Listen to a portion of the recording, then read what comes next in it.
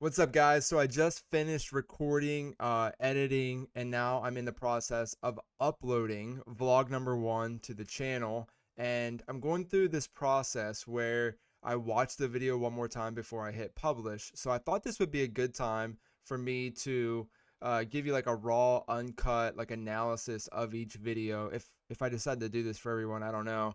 But as I'm watching it, some of the things that I did in this video were very intentional. Some of the things that I did in this video were just sheerly because of time. Like, done's better than perfect. We all know that. So let's just watch the. If you've already watched the video, cool. If you haven't watched the video, I'm gonna watch it now. Maybe go back and watch it and then come back. I don't know. That's better for analytics. But anyways, so let's take a look at week number one. Week number one's video. 5 years ago, I moved to Florida. It actually has nothing to do with me. Let me rephrase that. 5 years ago, God moved me to Florida. What? Why would the God of the universe want to move me from Pennsylvania to Florida? Intent? Well, that's just the beginning of the story. Paint me a picture of you. Okay, so real quick, this whole beginning sequence here from 00 to whenever the music goes up, I anticipated this video to be more about like how I didn't know that God was involved in me moving from Pennsylvania to Florida, and then it kind of got away from that. I don't know why, but I'm kind of been burnt out lately on like Google Earth transitions. I've used Google Earth a lot, especially like for advertising and things like that. And I was just like, man, I need to come up with a creative way to do that. But I really wanted to emphasize like it's been 5 years. Um, I haven't been active on YouTube at all, really, for 5 years. Um, but I really wanted to hammer like the five. It's been 5 years. I've been going through this process with God. I've been going through this process of like everything, relearning my whole new job. And we had a kid in 5 years. Onyx was born 2 years ago, and I'm literally like 5 years ago I had two baby girls, and now I have an almost teenagers, like, so there's been a lot of things in this 5 years that happened. So I just really want to emphasize like it's been a while. It's been a while. Okay. All right, let's go back. Paint me a picture of you. Paint me a picture of you. Of you.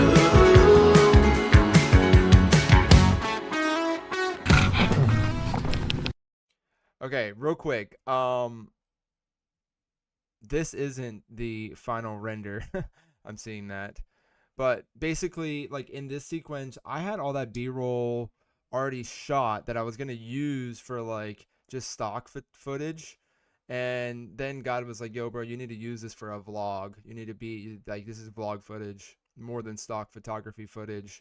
Um, None of it was like super intentional. Like I threw the drone up really quick just because I really just out of curiosity. I wanted to see what that big water was, which is why it's a little choppy. But yeah, I didn't really, when I shot this, I didn't even really know that it was going to be this transition. Like this wasn't shot intentionally. This is all literally me just filming for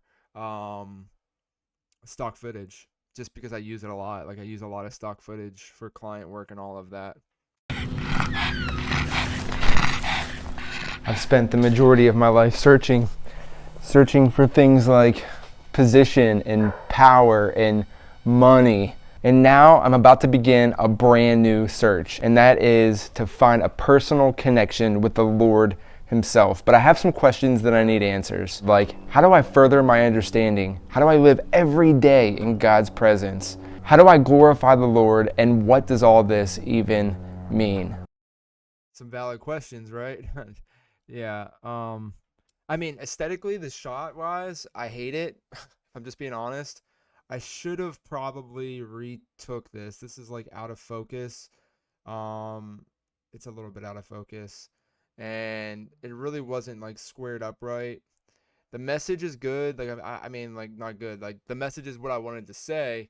I just didn't necessarily love the way that the shot came out. Where this could be a cool shot. There's flowers hanging over, whatever. Um, but yeah. So like I mean, I'm just starting. Like this is episode one. I got all of these questions, man. Like I'm gonna go through this process. Um, obviously with God first, and then like with you guys or whatever. But like I'm going through all this and I'm just like, man, like I got some massive these are big questions, man. Like how do I live every day in God's presence? Dude, look, Google search that real quick. I guarantee you there's like a million books on that. In God's presence. How do I glorify the Lord, and what does all this even mean?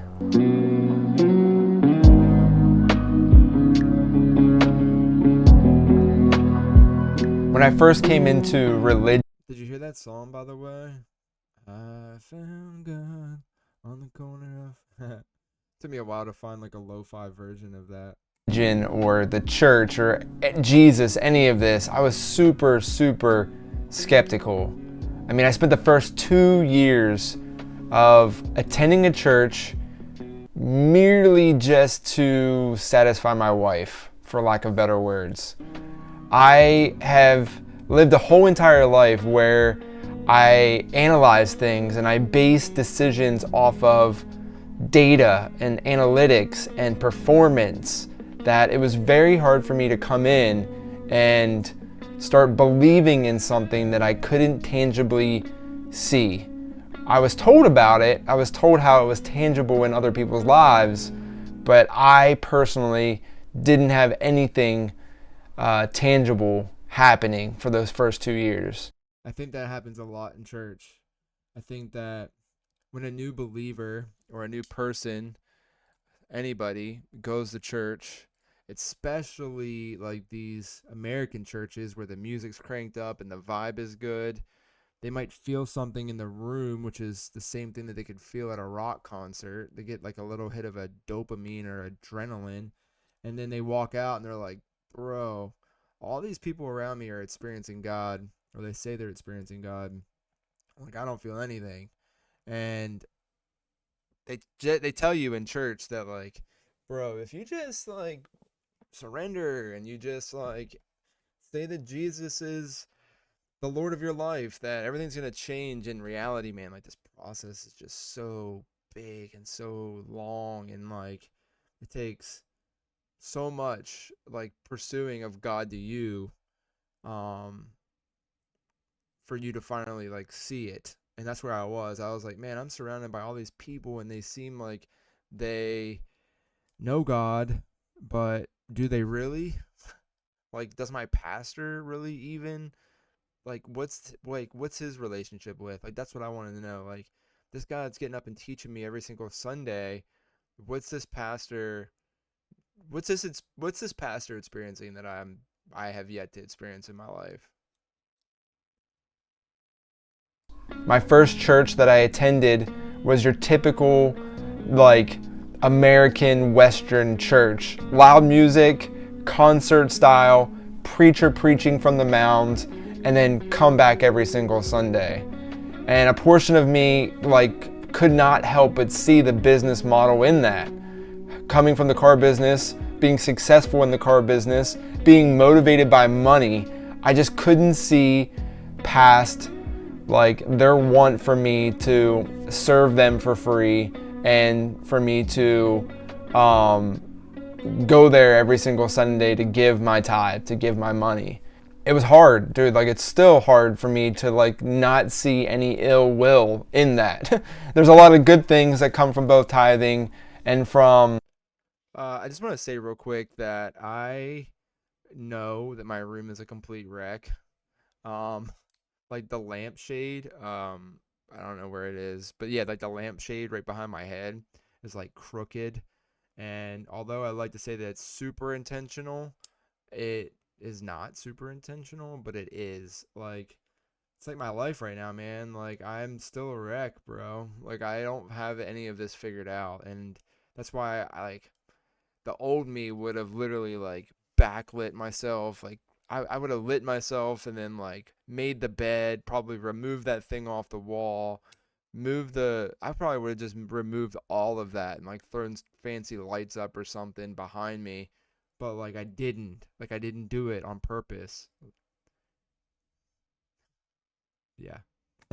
Serving, but just as a new Christian, as a new believer, I couldn't personally do that. When I met my current pastor taught me some core doctrine. And it was there that I really truly understood what Jesus did and who Jesus is, because I think you definitely need both of those parallels. What he did was important. That's what most of the churches preach on Sunday. But who he is unfathomable. I've been in this study now for the good part of like a year and a half, at least a solid year. I've devoted a lot of time to learning about that. It's not just what Jesus did, but it's who Jesus is, and like learning about how everything, man, is just it was all planned. Like it was just insane. And as I get further understanding, I'm sure I'll speak on that more, because everything that I've learned so far has just been remarkable. Communion in the Last Supper, and like, dude, just nuts. Okay, let's go back to the video. And once I understood that, then it made me want to like actively pursue knowing God more, like knowing more about the scriptures. And now I've reached a point where I don't claim to know anything. I'm still super skepticism. I'm still super skeptic. That just goes to show that when you don't make videos, it's hard to make videos. It's the easiest video to make is the last video, is one right after the last one. And since I haven't really done this in 5 years, man, like this whole sequence was easy because the topic was easy and God made it easy, but it's still super uncomfortable, like for me to like jump back on here 5 years later and be like, hey, I'm back. I still mess up. But I want to come at this with a willingness to understand, with a willingness to be in God's presence. As much as it's nice to go to church on Sunday and get it from the pastor that's on the mound, I don't necessarily feel called to preach, but I definitely have a desire to want to be in God's presence the same way that the pastors are claiming to be.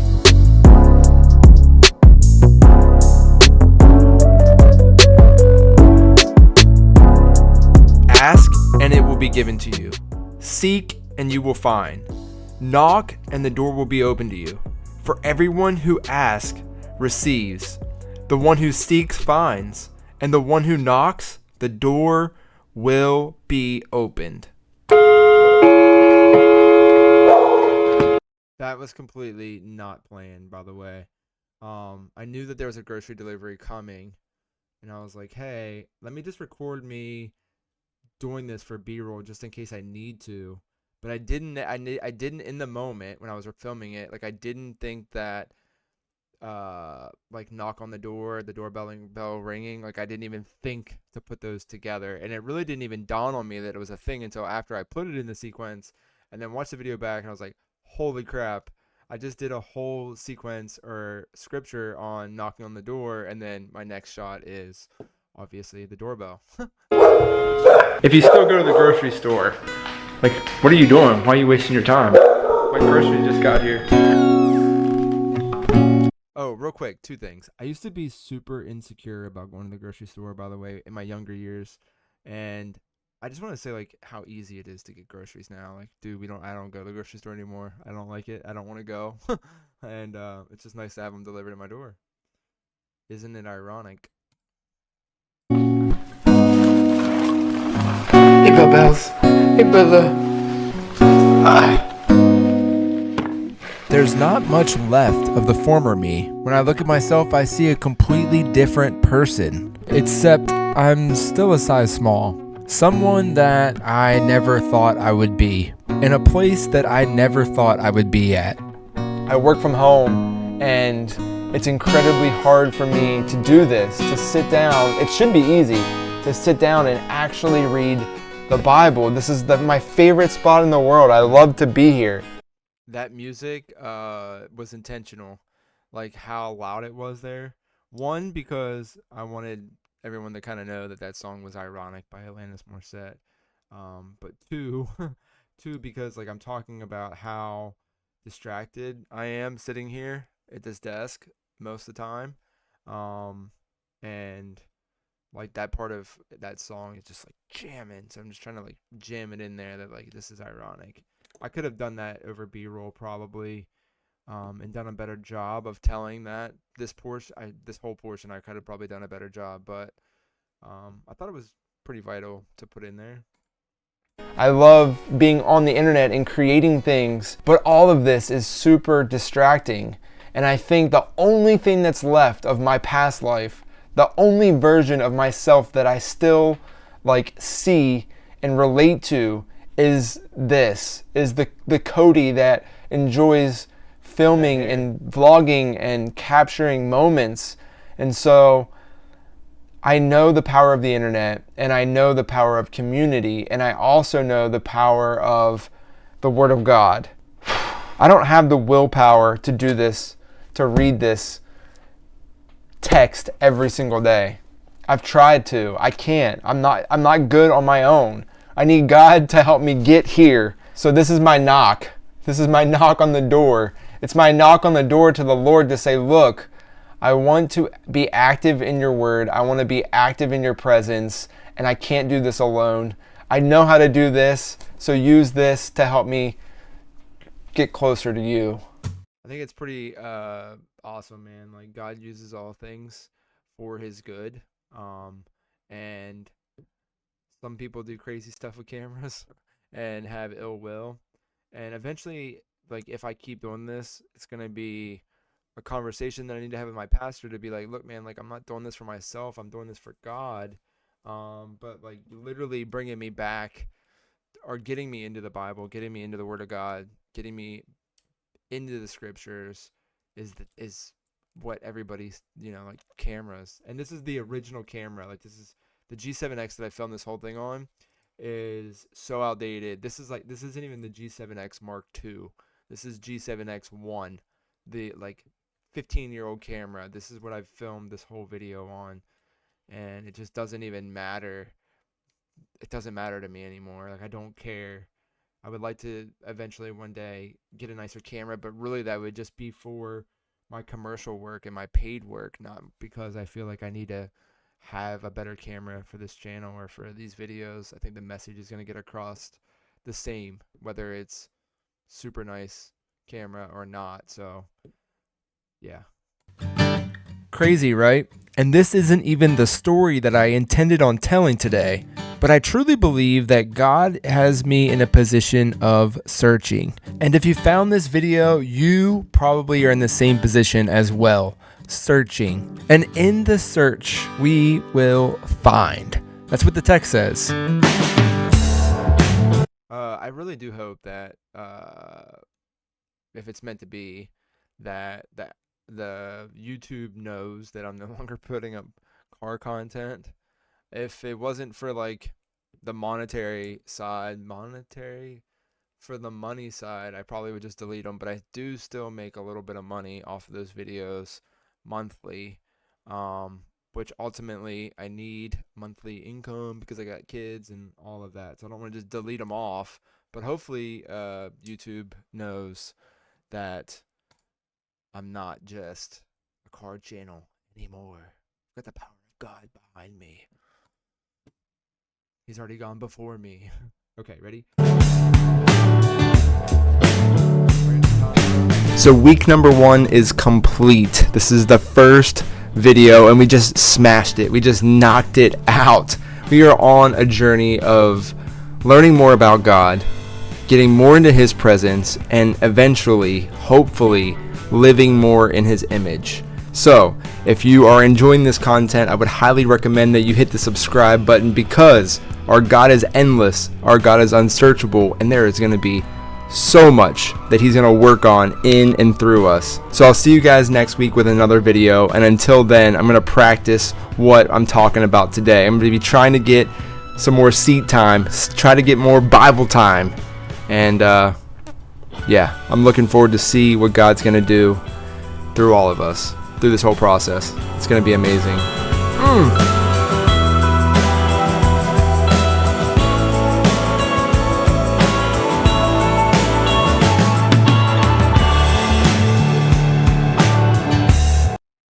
Episode number 1 is in the books, and I'm feeling pretty good about it. I think that it was good practice. I think that it was a good good place to start. A good place to start for sure. I said at the end of the video, like, I can't wait to see like where God has all of this going. So yeah, so that's just a little editing breakdown / elaborate a little bit on this week's video, and we'll do it again next week. Next week should be good. I'll see you guys later.